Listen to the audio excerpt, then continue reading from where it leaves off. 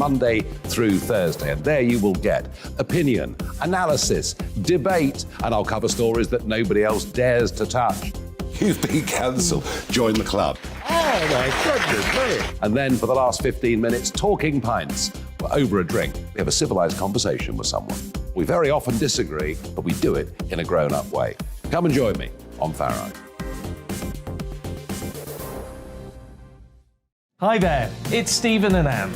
At breakfast from 6 a.m, you'll always be caught up with everything you need to know. The latest headlines, opinions and debates. We'll bring you the good news and the bad, but most of all, we're here for you. Remember, send in your views and let us know what you would like us to talk about.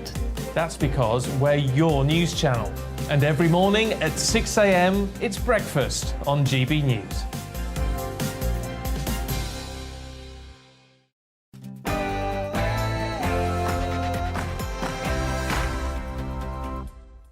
This is Mark Dolan in for the brilliant Mark Steyn, who returns on Monday. A busy hour to come. Is the COVID pandemic officially over? That's the view of Joe Biden. We'll speak to Britain's top statistician, Jamie Jenkins, to find out more. Is this nightmare finally behind us? Speaking of nightmares, will Russia nuke Ukraine? We'll speak to a top Ukrainian politician with more, live from Kiev. Plus, should Holly and Phil be axed by ITV for their alleged queue jumping? We'll ask TV star Leilani Dowding.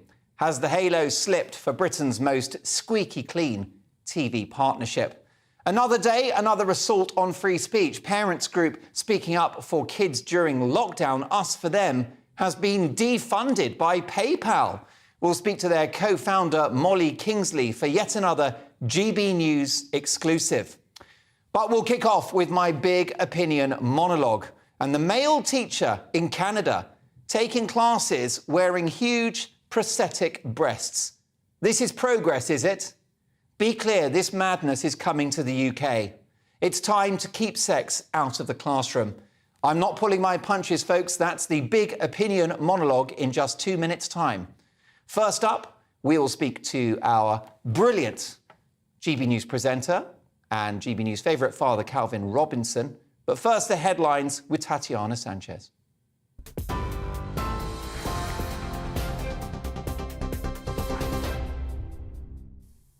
Thank you, Mark. Good evening. It's 2 minutes past 8. I'm Tatiana Sanchez in the GB newsroom.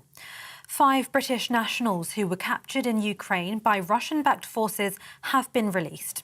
They're among 10 prisoners of war who have been freed. MP Robert Jenrick says one of those released is British national Aidan Aslin. Aidan was captured earlier this year and had been sentenced to death. Prime Minister Liz Truss has thanked Ukrainian President Zelensky and Saudi Arabia for their efforts in securing the release. The US president says the war in Ukraine is about extinguishing the country's right to exist as a state. Joe Biden told the United Nations General Assembly Russia's President Putin has made reckless nuclear threats and criticised Moscow for starting an unprovoked war. His comments come after Putin announced 300,000 military reservists are being called up to fight in Ukraine. The United States wants this war to end on just terms, on terms we all signed up for, that you cannot seize a nation's territory by force. That the only country standing in the way of that is Russia. We will stand in solidarity with Ukraine. We will stand in solidarity against Russia's aggression, period. Police say silence is not an option as record £200,000 reward is being offered for information that leads to the conviction of Olivia Pratt-Corbell's killer. The 9-year-old was shot by a gunman who chased his intended target into her home in Liverpool last month. Her mother was also injured during the shooting.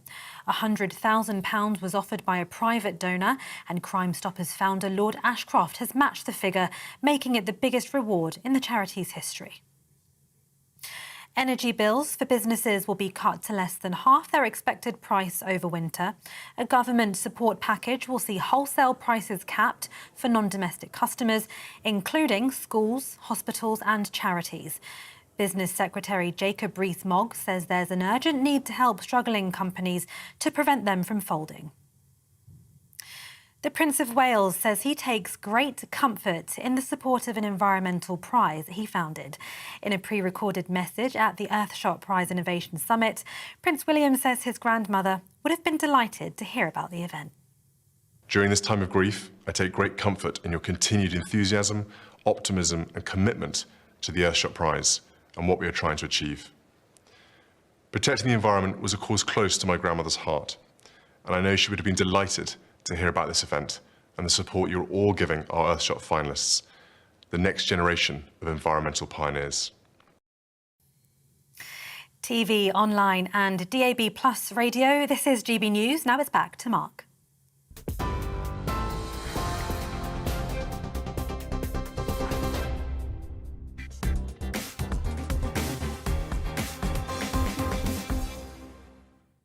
Good evening.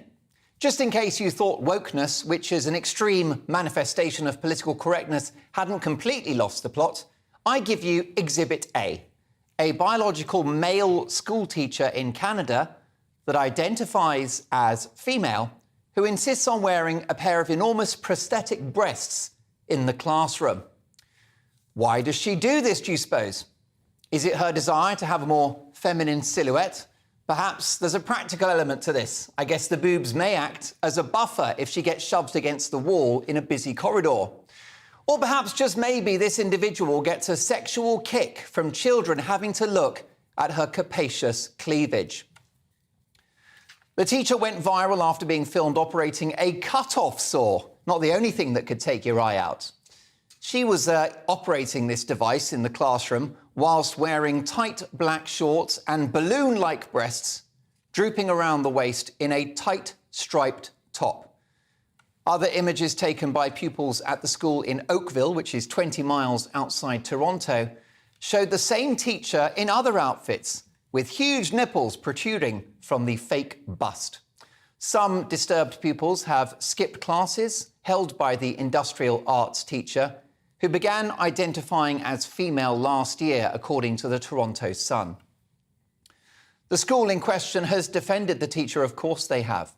But I think they've made a boob here.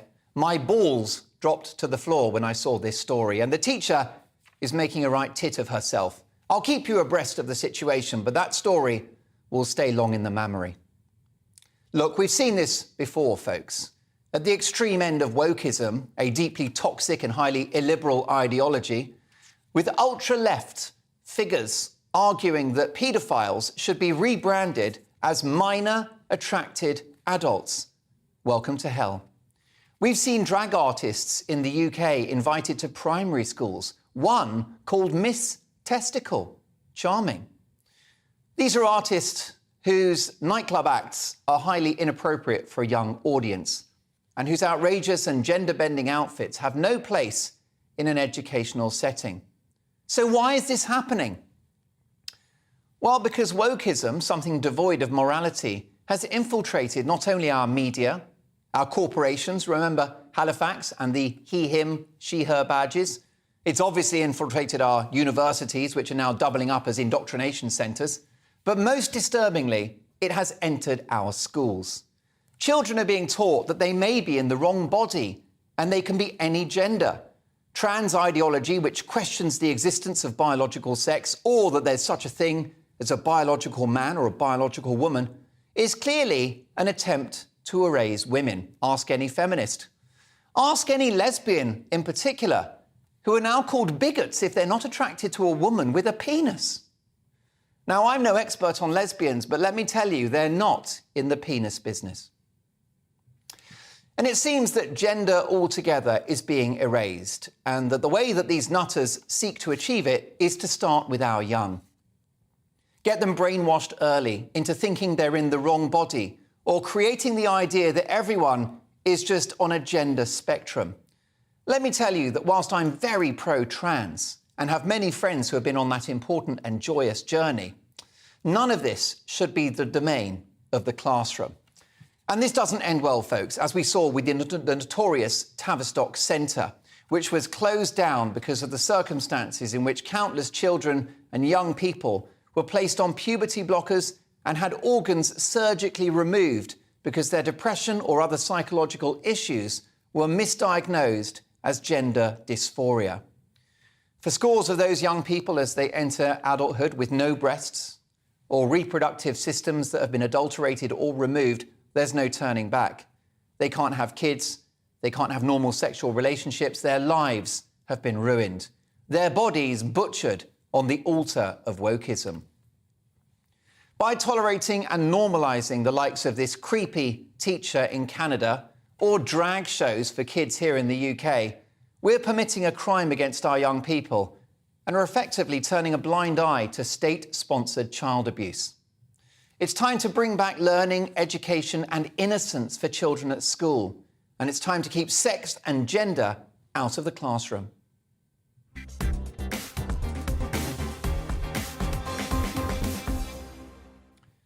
What's your view? GBViews at gbnews.uk.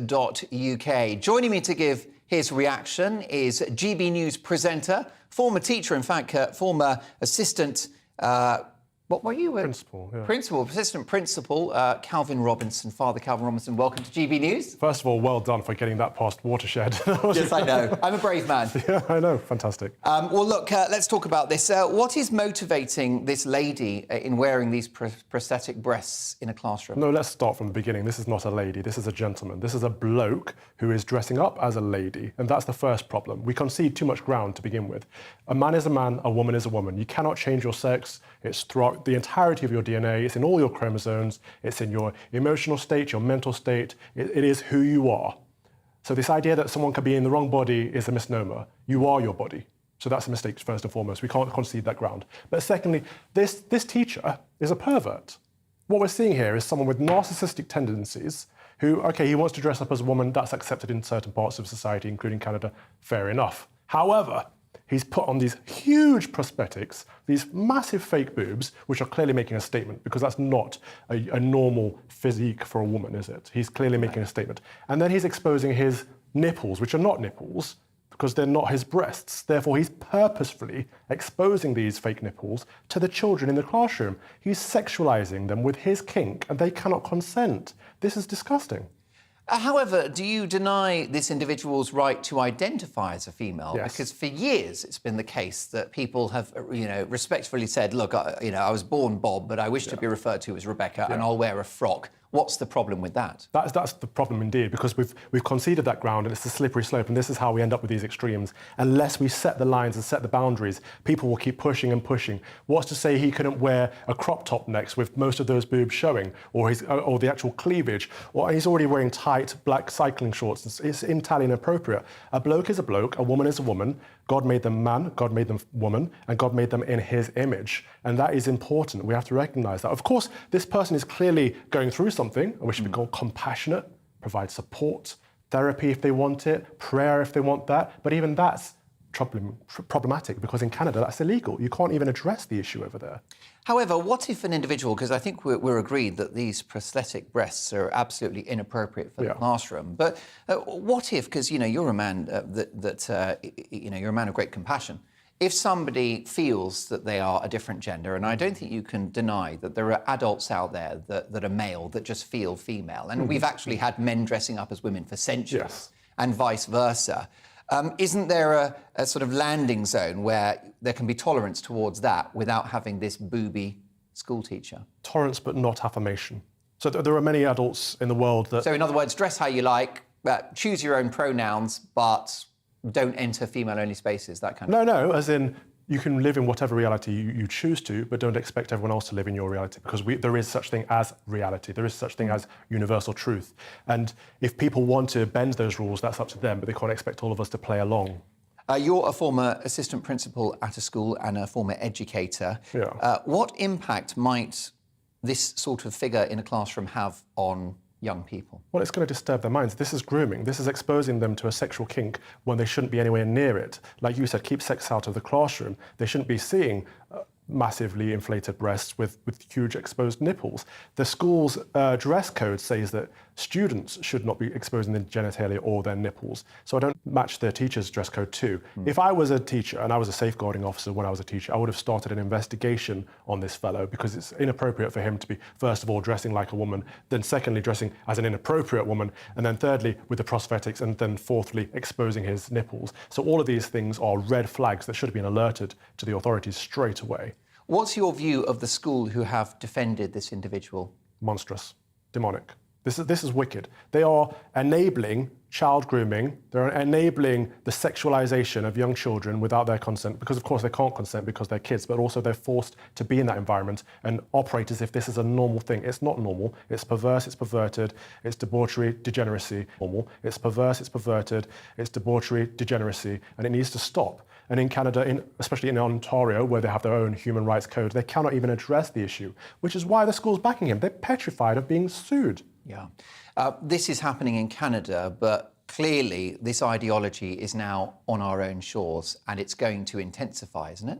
Yeah, As I mentioned in the Big Opinion monologue, that our institutions are in the grip of woke ideology. So today it's a drag queen appearing at a primary school, but tomorrow you can only imagine. Exactly. And just to stress, we should, of course, be compassionate. There are people in the world that feel like they were born disabled, even though they're fully abled. We would not dream of chopping off one of their limbs in order to affirm their mental state. We should not do the same with people who have gender dysphoria. There's clearly a disconnect between their mental process and their body, and that needs therapy, that needs support, that needs love and care. But it does not need affirmation. It does not need us to say, you're right, you are in the wrong body, because they are their body. And to deny that is to deny reality. But in schools especially, this is important, because if you push those boundaries, if you say boundaries are unimportant, you can identify as whatever gender you want, make up new genders, identify as whatever race you want, as we saw recently. Why can you not identify as whatever age you want? Why could this fellow not identify as one of his pupils as 13, 14 years old, and maybe perhaps start a relationship with one of his pupils? Because love is love after all, right, if there are no boundaries? And of course, there's one other thought before we let you go, which is the freezing out of parents, who I'm sure are furious about this teacher, although they also may be afraid about speaking out because they may be branded as bigots or transphobes.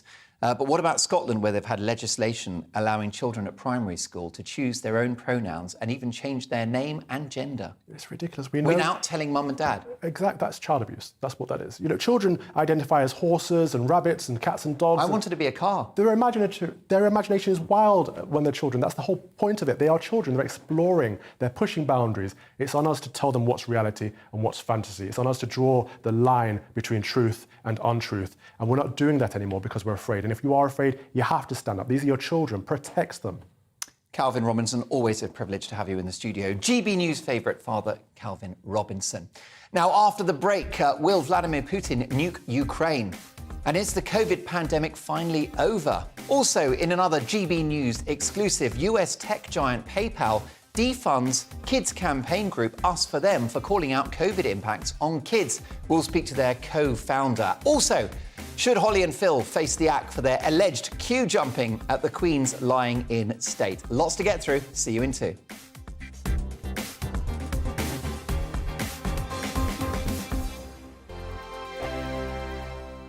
We are GB News. And we'd like to say thank you To each and every one of you. for helping our great nation find its voice We're absolutely everywhere. across England, Scotland, Wales and Northern Ireland. On TV, on radio, And online. we're proud to be The People's Channel. Britain's news channel. On the Mark Steyn Show, we cover the stories a lot of people are scared even to mention. The stuff that really matters with some of the world's biggest thinkers. Now is his opportunity to kind of take the steering wheel of history. Break away from the flock at 8 o'clock on GB News with the Mark Steyn Show.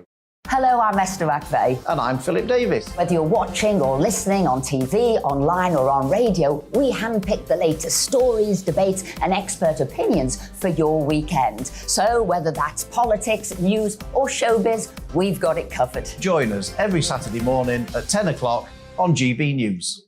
Join my show Farage, 7 p.m. till 8 p.m. Monday through Thursday. And there you will get opinion, analysis, debate, and I'll cover stories that nobody else dares to touch. You've been cancelled. Join the club. Oh, my goodness me. And then for the last 15 minutes, Talking Pints, over a drink, we have a civilized conversation with someone. We very often disagree, but we do it in a grown-up way. Come and join me on Farage. Hi there, it's Stephen and Anne. At breakfast from 6 a.m, you'll always be caught up with everything you need to know, the latest headlines, opinions and debates. We'll bring you the good news and the bad, but most of all, we're here for you. Remember, send in your views and let us know what you would like us to talk about. That's because we're your news channel. And every morning at 6 a.m, it's breakfast on GB News.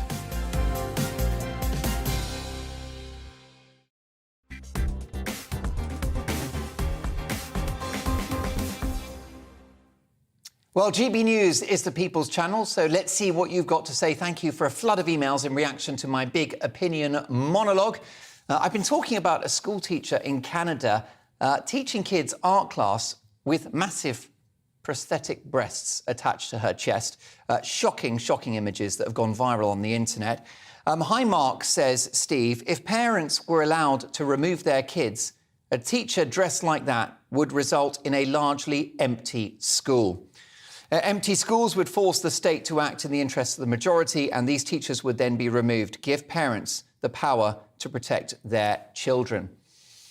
Good evening, says Paul. Totally agree with Calvin Robinson. The world's gone mad and society is being pressured to feed these disgraceful behaviours. A man is a woman and a woman is... We better get that right. A man is a man and a woman is a woman. You see, even I'm getting confused. Also, Manana says, Mark, you said a man who feels like a woman. The only people in the world who can feel like a woman are women. A man has absolutely no idea how a real woman feels. Clive, breast side story is the email title from Clive. Now we've truly entered the theatre of the absurd, says Clive in relation to that teacher. Children should be given the opportunity to be children, says GMX. And David says, Dear Mark, we've become too lazy and complacent when it comes to our rights. We shrug our shoulders and moan but do nothing. Just heat another pizza and unwrap another boxed set. And last but not least, your gender, says Glenn, is as stated on your birth certificate. There you go. Strong views coming in on email. My priority is to get your opinions on the national television airwaves. Keep them coming. It's gbviews@gbnews.uk. This is Mark Dolan in for the brilliant Mark Steyn, who returns in a blaze of glory on Monday. Now, lots to get through. Next up, let's talk about the pandemic, shall we? We're going to talk about the pandemic, is that right, Daniel? It's live TV, folks. Don't you just love it? We will talk shortly about the pandemic. Did you hear about this? Joe Biden has said that the pandemic is over, except that, as usual, the White House suddenly said, no, it's very complicated. But I think it's a good sign. We're going to speak to the king of statistics on that subject. That's Jamie Jenkins, who has crunched the numbers, so you don't have to, you won't believe this, but the Germans are having COVID restrictions already. And I'll be fighting tooth and nail to make sure it doesn't happen here. But let's get to Ukraine first. President Putin shows no signs of backing down on his nuclear threats following a rare TV address he made earlier this morning. He announced the partial mobilization of Russia's military reservists, which some over here in the West think is a clear admission his invasion of Ukraine is failing. Some say it's a bully boy tactic, but his threats on screen seem pretty serious. Our country also has a variety of weapons of destruction, and in some areas, even more modern than those in NATO countries. And if the territorial integrity of our country is threatened, we will without question use all the means at our disposal to protect Russia and our people. This is not a bluff. And those who try to blackmail us with nuclear weapons should know that the prevailing winds can also blow in their direction. With all the war propaganda running rampant, the real question is Putin really willing to start a nuclear war? Is Russia going to nuke Ukraine? Or is this his last venomous outlash? Joining us now to discuss this is a member of the Ukrainian parliament, Inna Sofsun, speaking to us live from Kyiv. Ms. Sofsun, welcome to GB News. Do you think the threat of a nuclear attack on Ukraine is realistic? Well, it has been realistic from day one of this war. This has never been off the table completely. But I'll tell you this, it's not like we over here got more scared or panicky because of this speech. Because again, first of all, it was on the table. Secondly, there was a lot of debate inside Ukraine over here about why Putin called for partial mobilization, why he postponed his speech. And clearly that is because he doesn't have a full grasp of power, and he understands that he cannot control the situation inside Russia right now. And we have seen the protest events in Moscow, in St. Petersburg, and some other cities. We know that Russians have bought out the tickets for all planes available from Moscow right now. So I think Putin was aware of those feelings of the Russians, and I think that is why he was trying to show him to be a strong man who can still control the situation. So I believe that to a big extent, this was a message to the internal audience, because I do not see how anything would change the direction of the outside audience. I mean, we still have to fight. That is what we have to do. Are the people of Ukraine and the people that you represent in the Ukrainian parliament, are they worried and nervous about these recent comments? Well, I was just yesterday talking to a taxi driver, and I said, do you know about this Putin's address? Because he's planning to talk about something. And he said, well, yes, he does, he will, but what does that change in terms of what we have to do? You know, that is the most important question. And the answer is nothing. We still have to fight. We still have to help our army as much as possible. We still have to donate. We still have to call for more arms being delivered to Ukraine. So are we more scared? Well, we have been living in this war for 7 months now. We are constantly getting air raid alerts and unfortunately getting used to the news of different killings in different parts of the country. So the question is what we can do to limit the damage of Russian craziness. Our brand new Prime Minister Liz Truss has pledged another £2.3 billion in support to Ukraine for 2023. That takes it to over £5 billion for the last 2 years. What's been the reaction to that commitment in Kyiv? Well, first of all, we are extremely grateful to the United Kingdom, to the people of the UK, to your government, because indeed the help of the United Kingdom has been unprecedented, truth be told. Of course, the Americans are still given the major portion of the weapons, but in terms of driving support for Ukraine, being the leaders of the anti-Russian coalition, of course, the UK has been hugely supportive, and in terms of weapons delivery as well. The single question we still have is what types of weapons we shall be getting with that money. Because there seems to be some sort of blocking of the decision to provide battle tanks to the Ukrainian army. And it's pretty difficult to go on counter-offensive if you do not have the tanks. That is something that our military very badly need. They need the tanks, not the Soviet-style tanks, which are not protecting the personnel. They need modern tanks, which military men and women can use to go on the counter-offensive. That is what we need, and we hope with the money that is being pledged, that is something that also will be provided. Is a peace deal with Russia possible? Well, as soon as they withdraw all their troops from our territory and stop bombing us, then we can talk about the agreement of the peace deal, how they pay reparations, how they bring those who were killing Ukrainians to justice. That is something that will have to be negotiated. But anything less than that, why should we agree to that? That would only mean that my son will inherit this war in 8 years from now.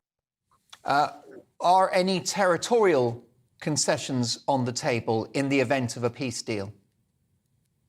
Well, you have seen the mass graves in Izum. You must be aware that this is the situation in every single occupied territory. How can we agree for this to continue happening? Even in Crimea, which they claim to be a huge Russian supporting territory, they are arresting people without trial. They're sending people away. Like, this is not something that we can allow to happen to our people. We have to protect the rights of those people, and that is why we have to have full control of our territory. Will the threat of a nuclear attack break the resolve of the Ukrainian people and your leader, Volodymyr Zelensky? Not a bit. That's I can see for sure. People are actually more supportive of the Ukrainian army because of these threats. Because, being nuked is a scary perspective, but living under Russian control is even worse. Finally, Mr. Sofsun, can you tell us how you think this war is going, how you see it playing out. I had a historian on my programme just a few weeks ago, Martin Whittock, who's written a lot of books about Russia, and he has described it as the forever war. What's your view? Well, it has been forever for us because Russian Empire has been trying to destroy Ukrainians for centuries now, so it's not something new for us. But the question is forever. Nothing is forever, truth be told. And I think that is what Putin is understanding right now. There will definitely be the end to his rule, but how soon that will come, that is a big question. Again, remember about those tanks, they can really help bring the end to Putin's regime sooner rather than later. Inna Sofsun, deeply grateful for your time. Inna Sofsun is a member of the Ukrainian parliament. Thank you. Now let's move on. Remember the pandemic? Well, praise the Lord. Some rare good news coming from the lips of President Joe Biden, and not even read from a television prompter. Check out this zinger from the leader of the free world. The pandemic is over. We still have a problem with COVID. We're still doing a lot of work on it. But the pandemic is over. He said it twice, but as tends to happen with Biden, his team came in to clear up his mess and clarify that it's complicated. So are we back to the old normal now, or are we in the new normal, or the new old normal? Meanwhile, the UK didn't seem to get the memo, because we've got communist professor and independent sage scientist Susan Michie propagandizing on Twitter, claiming that July and August saw over 10,000 COVID deaths. 10,000 COVID deaths. Is that true? We'll find out in just a moment. And Germany seem to have doubled down on the new normal and are actually bringing back COVID restrictions from October the 1st. Germany, they're reacquainting themselves with tyrannical authoritarianism. Old habits die hard. So is the pandemic over, or should we brace ourselves for a winter of restrictions? Let's speak to the stat man himself, former statistician at the Office for National Statistics, Jamie Jenkins. Hi, Jamie. Hi, Mark. You good? Really well. It was refreshing to hear the president say that, because he's been the most hawkish when it comes to lockdowns, mask mandates and vaccine tyranny.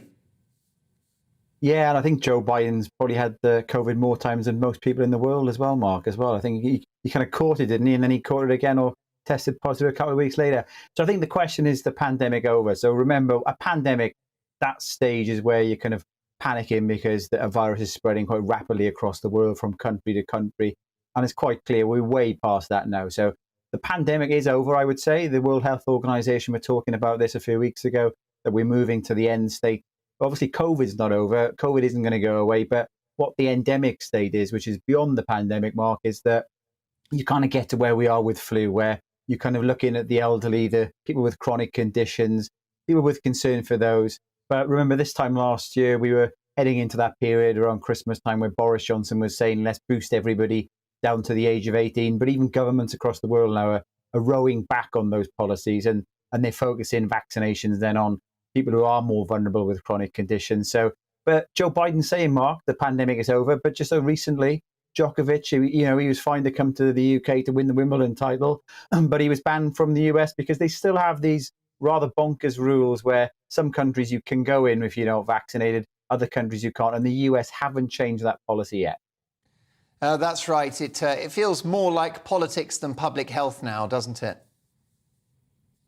It does, and it's a bit of it's a bit of a lottery in terms of where you go. You talk of New Zealand and Australia, some of the most restrictive nations across the pandemic. You can go in if you're unvaccinated. Now, Spain this week have said that they're getting rid of this form that you have to fill in if you're unvaccinated or you haven't had 3 jabs.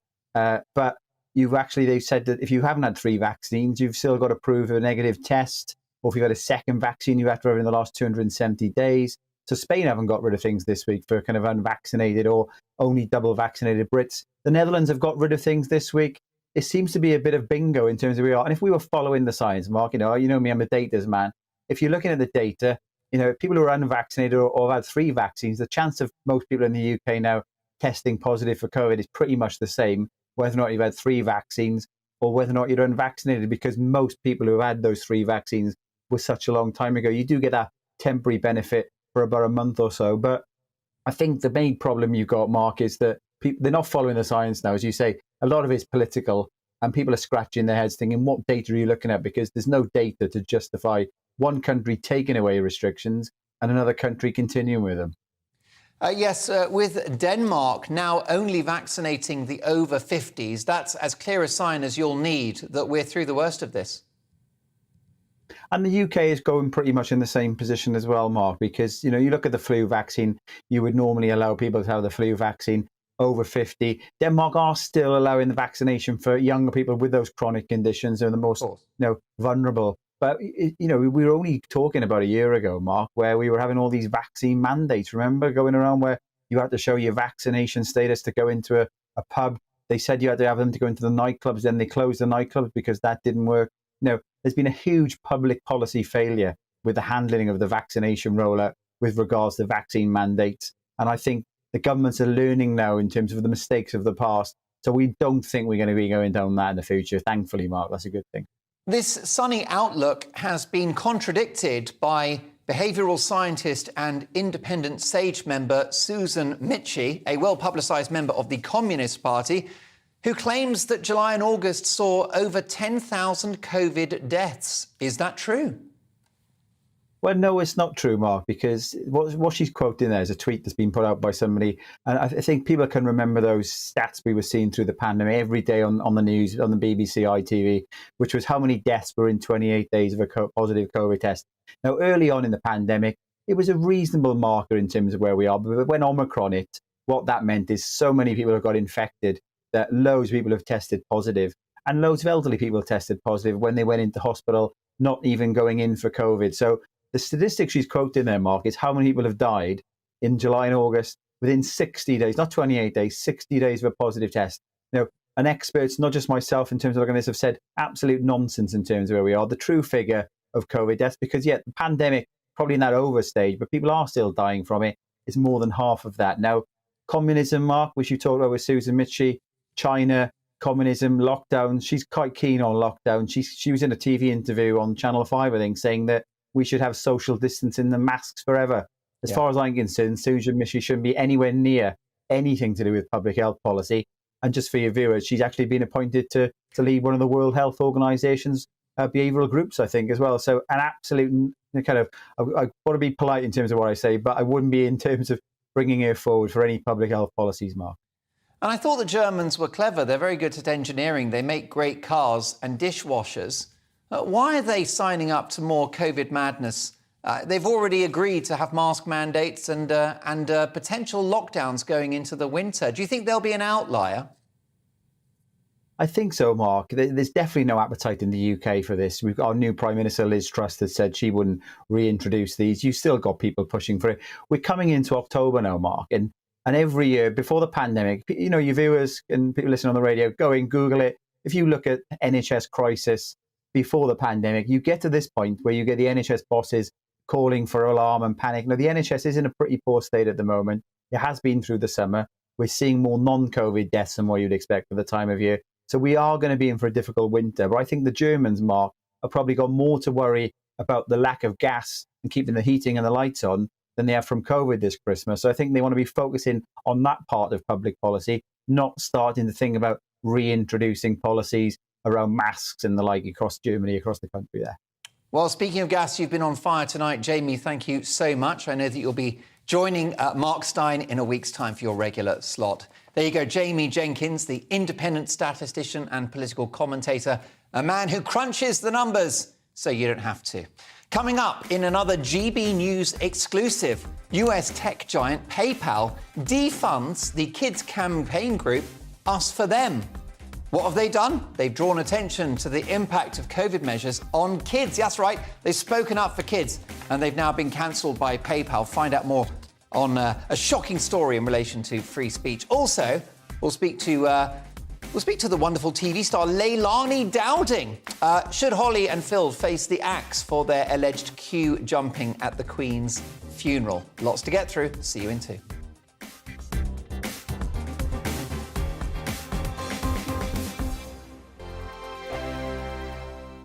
We are GB News. And we'd like to say thank you To each and every one of you. for helping our great nation find its voice. We're absolutely everywhere. across England, Scotland, Wales and Northern Ireland. on TV, On radio and online. we're proud to be The People's Channel. Britain's News channel.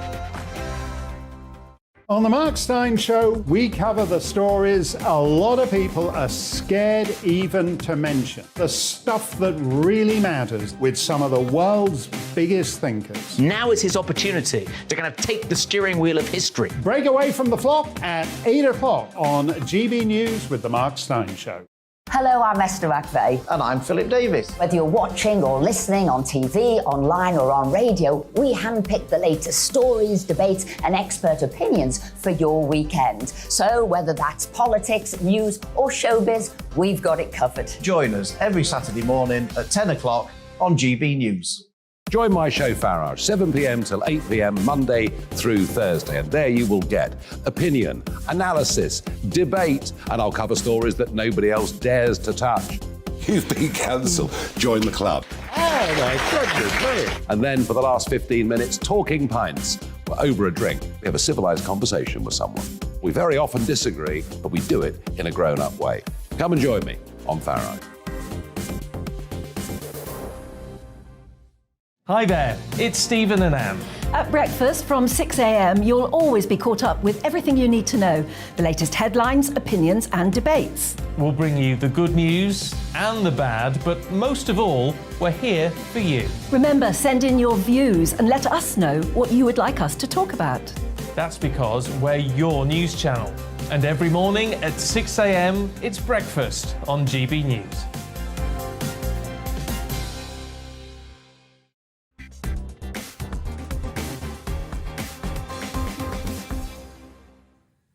Lots of strong opinions coming in. GB Views at GB News, two various conversations we've been having in tonight's show. We've been discussing Ukraine. We spoke to an MP in the Ukrainian parliament just earlier. We put the question to her, will Vladimir Putin, will Russia nuke Ukraine? She said you can't rule it out. Well, this from Elle, who says if Truss keeps mentioning that she'll give £2.3 billion in aid to Ukraine, then Putin will nuke Britain. This should stop. Ukraine is the most corrupt country in the world with money laundering systems, so funneling more and more money to them is wrong. The UK is in an energy crisis. People are not sleeping at night because they don't know how they're going to pay bills, and Truss promises more money to corrupt Zelensky regime. Meanwhile, Steve says we've got to send the money because this war has to end. There you go. It's all about opinions on this show. Keep them coming. GB Views at gbnews.uk. I could just do a show which is your emails because it's always the best part of the programme. But let's crack on. And let's talk about this because it's another day, another attack on free speech at the hands of, yes, you guessed it, US big tech. On yesterday's programme, in a GB News exclusive, Toby Young, the founder of both the Daily Sceptic online newspaper, which challenges the narrative around climate change and COVID measures, and the Free Speech Union, told us that both organisations have been defunded by PayPal. Here are his comments in a video that went viral. Pulled up and said, what's going on? What have I done? Tell me how I've violated your acceptable news policy. Give me an opportunity to correct whatever I've done wrong. No, we don't know exactly what you've done wrong. We're just shutting down your account. No right of appeal, no right to parole. You're just dead to us as far as we're concerned. Well, breaking news, folks, we've got another GB News exclusive. Today it's been revealed that the children's rights group Us For Them, founded by concerned parents during the pandemic, has met a similar fate. Here's what PayPal told them. We have recently reviewed your usage of PayPal services as reflected in our records. Due to the nature of your activities, we've chosen to discontinue service to you in accordance with PayPal's user agreement. As a result, we've placed a permanent limitation on your account. We ask that you please remove all references to PayPal from your website. This includes removing PayPal as a payment option, as well as the PayPal logo and/or shopping cart. Well, let's find out why a small organisation run by ordinary mums and dads, and one that's there to look after children, is such a terrible threat to Western civilization. Let's speak to the co-founder of Us For Them, Molly Kingsley. Hi, Molly. Hi, Mark. Molly, for those that don't know, why did you set up Us For Them? Yeah, I mean, we set up Us For Them at the time of the original school closures back in 2020 for the simple reason we were really worried about kids, about our kids who were off school and about many, many other children. And of course, the reality is we now know those concerns were entirely legitimate. We know that the pandemic response was an absolute disaster for child welfare. And that's why we set up Us For Them. And as is very clear on our website and on our mission statement, which is in a very prominent place on our website, we have campaigned tirelessly for the last 2 years for children. And you might not agree with those campaigns, you might not agree with the stance we've taken on certain issues, but I don't think anyone could seriously dispute at this point that actually we had children's interests at heart and we were motivated out of concern for those children. Yes, we're not talking here about powerful individuals. You're not members of parliament. You're not famous journalists or celebrities, just ordinary people that took time out of your busy schedules to set up this organisation. Yeah, exactly. I mean, we were nobodies and we don't pretend to be anything other than concerned parents. And, Mark, it was really, really devastating, actually, because, we don't have a lot of money anyway. So every penny really does count. And obviously what's happened, as with Free Speech Union, is that we've lost the money in the account. They said on the little clip that you just showed on screen, they said, oh, you can get your money out. Now, that isn't true. We've tried to get the money out and all we get told is there is a permanent block on the account and actually we're freezing the money in the account for 180 days. One hopes we can get the money out then. They've not actually said that. And of course, the other thing that happens is you lose all the direct debits. So the recurring payments, which we have taken 2 years to build up, are all lost. And, I would hope we can get over that. I would hope our supporters can stick with us. But you just think, really, this now? And plenty of politicians in this country have now admitted, Molly Kingsley, that school closures were a mistake. Yeah, I mean, I think this is the thing. And, I guess the first thing is there's no joy in being proved right on this. But the things that we have campaigned on, we have been proved right. And I hate to say it, the ongoing things, the childhood vaccination, which obviously was mired in controversy. And I suspect if there was one thing that has triggered it, it was our stance on that. But as time has gone on, school closures, masks, these are things that have been shown to be very damaging to children. I don't think anyone now coming at it fresh would say that school closures were a benign measure for children. It looks increasingly ridiculous. And yeah, I will freely accept we may have offended people with that stance, but it was a valid position to take. And in a liberal democracy, we have to allow dissenting views into the public space. We have to. Most certainly. Now, Toby Young, the founder of the Free Speech Union and the Daily Sceptic online newspaper, spoke to me last night. He's had the same problem. PayPal have effectively defunded both of those organisations. And the Daily Sceptic simply publishes ONS data and peer-reviewed scientific reports. And he thinks that the reason why they've been effectively cancelled is because what they're sharing doesn't fit the narrative that you've got to have lockdowns, you've got to have school closures and all of the rest of it. Do you have any idea what your particular sin may have been at Us For Them? No, I mean, the only information we have is the thing that you read out on screen. And, if I was guessing, we've taken a controversial position. The position we took actually on school closures was controversial at the time. Likewise, the position we took on masks, as you know, Mark, we vehemently disagreed with the use of face masks on children, particularly in the classroom. Yeah. And on the vaccine for children, we had serious ongoing concerns about the appropriateness of rolling out a vaccine with so little long-term safety data when there wasn't a clear clinical benefit for most children. And each of those things has been very controversial. Each of the campaigns we have run, we have been attacked. We've been attacked as a campaign group and personally. We always have a band of trolls and of, really in some cases quite prominent medics and scientists who try and get us deplatformed. A good example actually of that is we applied for the COVID inquiry.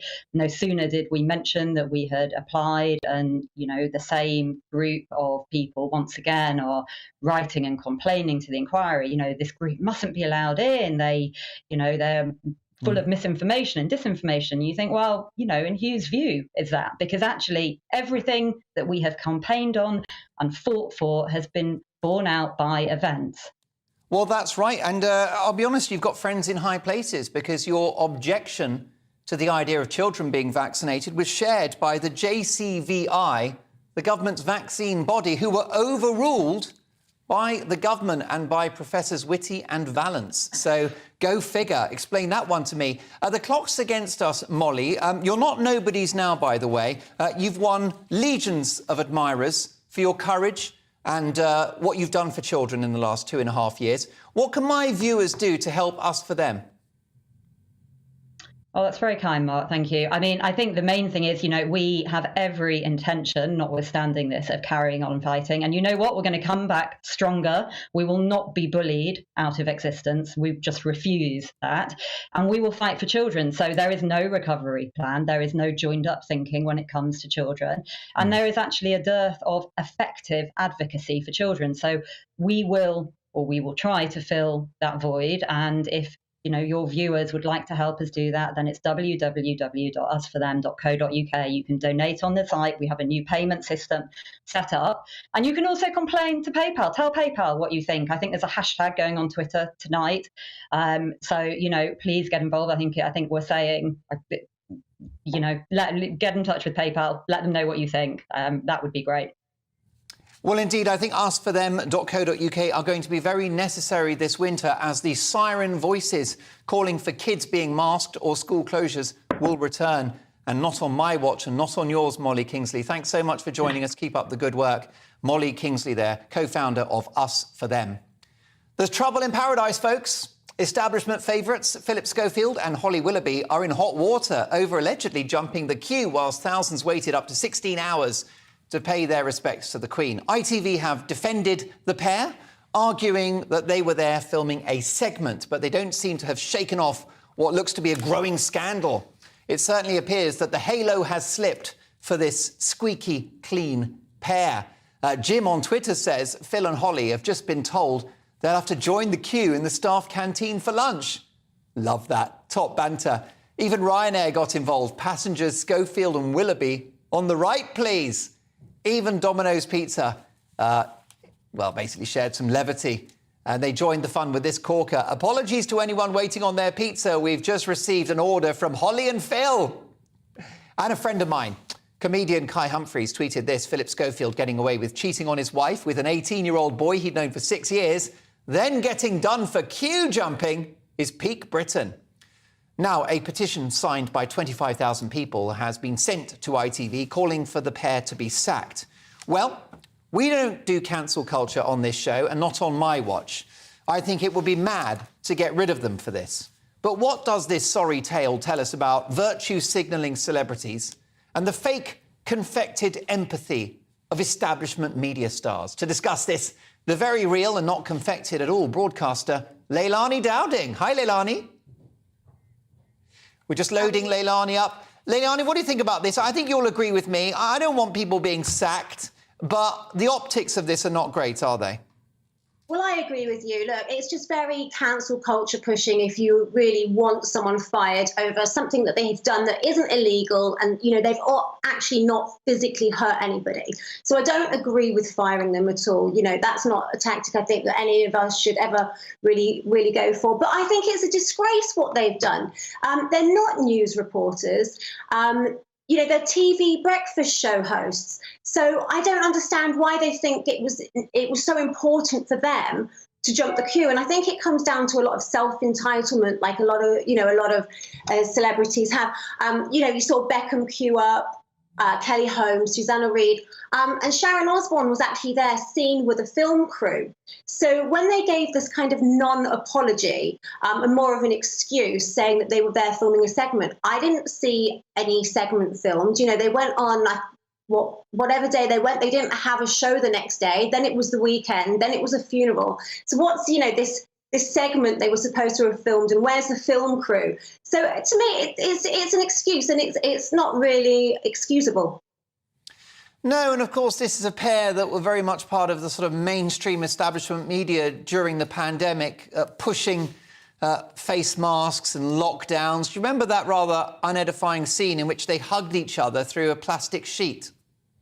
Exactly, and I think this is just showing again how out of touch they are. They think that it's going to be okay for them, you know, the voice of the people, not to be with the people, not to line up in the queue with the people, you know, just jump straight to the front to go and, you know, it's not a concert, it's not the VIP line for a football game or a music concert. This is supposed to be paying your respects to the Queen, and they should have got to the back and done their segment from the back. If they didn't want to, you know, line up, do what other journalists did. When I turned on the TV, I saw reporters from the back, you know, from outside talking to people in the queue or outside. They didn't need to jump the queue, and they didn't need to be at the coffin if they didn't want to, if they didn't want to wait. Yeah, just briefly, Leilani, you've been in showbiz a long, long time. So many of these celebrities are utter fakes, aren't they? Oh, totally. I mean, it's all a virtue signal. You saw it there with a mask. Look, none of these people have got masks on. And there's Holly Willoughby, of course, with a, maybe it was to hide her embarrassment, because honestly, if I was queue jumping like that, I think I'd actually rather put a balaclava over my head and like really hide. Brilliant stuff. Leilani, I can't wait to see you back with Mark Steyn next week. Campaigner and broadcaster Leilani Dowding. I've got one more show in for the boss, Mark Steyn, tomorrow at 8, and then he's back on Monday. It's time now for Britain's best journalist, Dan Wootton. Hi, Dan.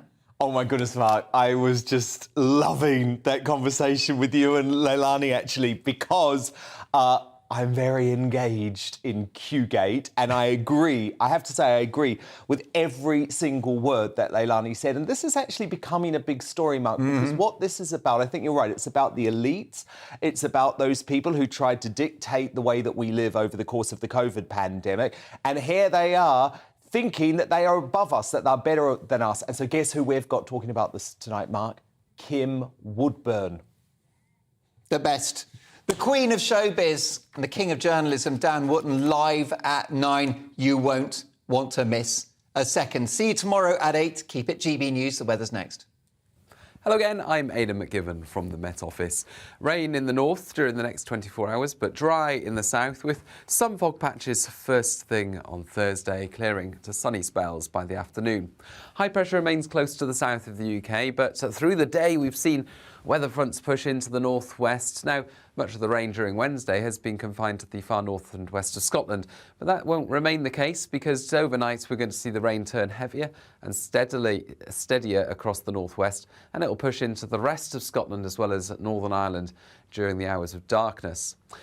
To the south of that, for much of England and Wales, clear spells for many. Not for all, though. There will be some areas of cloud floating about, but with light winds and where we get those clear spells, temperatures will fall into the single figures, and we'll even see some mist and fog patches.